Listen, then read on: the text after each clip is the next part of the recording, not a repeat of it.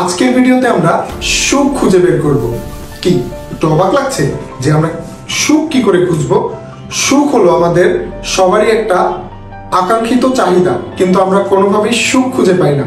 তো আজকে একটা গল্পের মাধ্যমে আমরা জানার চেষ্টা করব যে কিভাবে আমরা জীবনে হ্যাপিনেস খুঁজে বের করতে পারি। চলো তাহলে তোমাদের সাথে একটা গল্প শেয়ার করি। একটা লোক ছিল, সে তার জীবনে কোনোভাবেই সুখ খুঁজে বের করতে পারছিল না।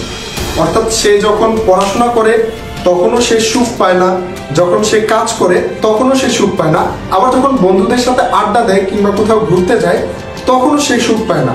মানে সে কোনোভাবেই সুখ খুঁজে পাচ্ছিল না। সে সুখের সন্ধান করার জন্য নানা জায়গায় গেল, বড় বড় ব্যক্তিত্বের কাছে গেল, কিন্তু কোনোভাবেই কোথাও সুখ খুঁজে পেল না। তখনই হঠাৎ সে জানতে পারলো যে পাশের গ্রামে একজন বিজ্ঞ ব্যক্তি এসেছে, যে কিনা সবার সমস্যার সমাধান করছে। লোকটা ভাবলো ওই বিজ্ঞ ব্যক্তির কাছে কি সুখ খুঁজে পাওয়া যাবে। সে কি করলো, একবার চেষ্টা করে দেখি পাওয়া যায় কিনা। সে ওই বিজ্ঞ ব্যক্তির কাছে গেল। তো গিয়ে দেখলো যে ওই বিজ্ঞ ব্যক্তির দরবারে অনেক ভিড়, মানে অনেক মানুষজন অনেক ধরনের সমস্যা নিয়ে এসেছে এবং সবাই দিন শেষে হাসি মুখে ফিরে আসছে। সো এটা দেখে তার ইন্সপিরেশন বাড়লো এবং আকাঙ্ক্ষাও বাড়লো যে আমিও হয়তো ওই বিজ্ঞ লোকের কাছে সুখ খুঁজে পাবো। তো অনেকক্ষণ অপেক্ষা করার পরে সে সেই বিজ্ঞ লোকের কাছে গেল এবং যখন ওই বিজ্ঞ লোক তাকে জিজ্ঞেস করলো যে আপনার সমস্যা কি, তখন সে বলল যে অ্যাকচুয়ালি আমি আসলে আমার কাজ করেও সুখ পাচ্ছি না, পড়াশোনা করেও পাচ্ছি না, কিংবা বন্ধুদের সাথে আড্ডা দিয়ে ট্যুর করে ফান করেও সুখ পাচ্ছি না। আমি সুখ কি করে খুঁজে পেতে পারি? তখন ওই বিজ্ঞ লোক বলল যে এক কাজ করেন, আমি আপনাকে একটা চামচ দিচ্ছি, এই চামচের মধ্যে আমি আপনাকে একটু তেল ঢেলে দিচ্ছি, 1 চামচ তেল। আপনি এই 1 চামচ তেল নিয়ে আমাদের এই পুরো গ্রামটা ঘুরে আসবেন এবং একটা ব্যাপার আপনাকে খেয়াল রাখতে হবে যে এই চামচের তেল যাতে কোনোভাবেই না পড়ে। তো ওই ব্যক্তি কি করলো, চামচ নিয়ে গ্রাম পুরোটা ঘুরে আসলো। এখন চামচের তেল যদি না পড়তে হয় তাহলে আমাকে কি করতে হবে, চামচের দিকে ফোকাস রাখতে হবে। তো ওই ব্যক্তি চামচের দিকে ফোকাস রেখে পুরো গ্রাম ঘুরে আসলো। তো পুরো গ্রাম ঘুরে আসার পরে বিজ্ঞ লোক দেখলো যে তার চামচ থেকে 1 ফোঁটা তেলও পড়েনি। তখন উনি জিজ্ঞেস করলো, বাহ চমৎকার, এখন আপনি বলেন তো আমাদের গ্রামে যে একটা সুন্দর মসজিদ আছে আপনি কি দেখেছেন? এখন ওই লোক বললো, না এরকম কিছু তো দেখি নাই। একটা সুন্দর ডান সাইডে যে একটা সুন্দর বাঁধানো পুকুর আছে সেটা দেখেছেন? ওই বিজ্ঞ লোক বললো, না। একদম গ্রামের শেষ প্রান্তে একটা বিরাট বট গাছ আছে, ওটা দেখেছেন? না।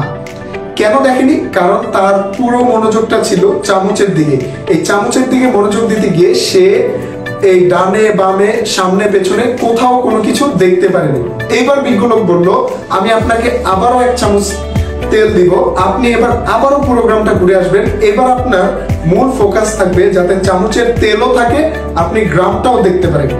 তো এই কথা মতো লোকটা চলে গেল এবং একবার চামচের দিকে ফোকাস দিল, একবার ডানে ফোকাস দিল, আবার চামচের দিকে, একবার বামে। এইভাবে সে পুরো গ্রামটা ঘুরে আসলো। ওই পুরো গ্রাম ঘুরে আসার পরে দেখা গেল তার চামচে অর্ধেক তেল ছিল এবং সে মোটামুটি পুরো গ্রামটা দেখতে পারছে। তখন ওই বিজ্ঞ লোক তাকে বললেন যে এই যে চামচের তেল, এটা হলো আপনার অধ্যাবসায়। অর্থাৎ আপনি যখন প্রথমবার পুরো ফোকাস, আপনার লাইফের পুরো ফোকাসটা এই চামচের তেলের উপর দিয়েছিলেন, তাতে করে কি করছিলেন, আপনি বাহ্যিক যে সৌন্দর্য সেই সৌন্দর্যটাকে উপভোগ করতে পারেননি। অর্থাৎ আপনি যখন আপনার লাইফের পুরো ফোকাসটা পড়াশোনায় কিংবা কর্মক্ষেত্রে দেন, তাতে করে আপনি বাহ্যিক কোনো সৌন্দর্য বা এন্টারটেইনমেন্ট নিতে পারেন না। আবার যদি আপনি শুধু এন্টারটেইনমেন্ট নিতে চাইতেন, অর্থাৎ চারিদিকে ডানে বামে সামনে পেছনে তাকাইতেন, চামচের দিকে কোনো ফোকাসই করতেন না, তাহলে দিন শেষে দেখা যেত আপনার চামচের তেল শূন্য। তাহলে সুখ কোনটা? সুখ হলো আপনি আপনার লাইফটাকে এনজয়ও করবেন, আপনার লক্ষ্যটাকেও ঠিক রাখবেন। ঠিক তেমনি আমাদের জীবনে, আমাদের স্টুডেন্ট লাইফে সুখ কোনটা? আমাদের স্টুডেন্ট লাইফে সুখ হলো আমরা আমাদের মূল যে ফোকাস, আমাদের পড়াশোনা, সেই পড়াশোনা তো ঠিক রাখবো, পাশাপাশি আমাদের কি করতে হবে, লাইফটাকে এনজয় করতে হবে। লাইফ কিন্তু জীবনে একটাই, আমি এই লাইফ আর ফিরে পাবো না, ঠিক আছে? তাই আমাদের কি করতে হবে, পড়াশোনার পাশাপাশি লাইফটাকে এনজয় করতে হবে। কিন্তু বি কেয়ারফুল, শুধু এনজয় করতে গিয়ে আমার এইম যাতে ছুটে না যায়, আমার লক্ষ্যটাকে আমি ঠিক রাখবো এবং সেই লক্ষ্যটাকে ঠিক রেখে আমি লাইফটাকেও এনজয় করব। যখন তুমি তোমার লক্ষ্য ঠিক রাখবা, তোমার লাইফটাকেও এনজয় করবা, তখন তুমি দেখবা দুই দিকেই সুখ পাবা। শুধু পড়াশোনা করার মধ্যেও সুখ নাই, শুধু লাইফ এনজয় করার মধ্যেও সুখ নাই। আমি যখন আমার লক্ষ্য এবং পড়াশোনা ঠিক রাখবো, তখনই আমি সুখ খুঁজে পাবো। তো আশা করি এরপর থেকে তুমি তোমার জীবনে সুখ খুঁজে পেতে সক্ষম হবা।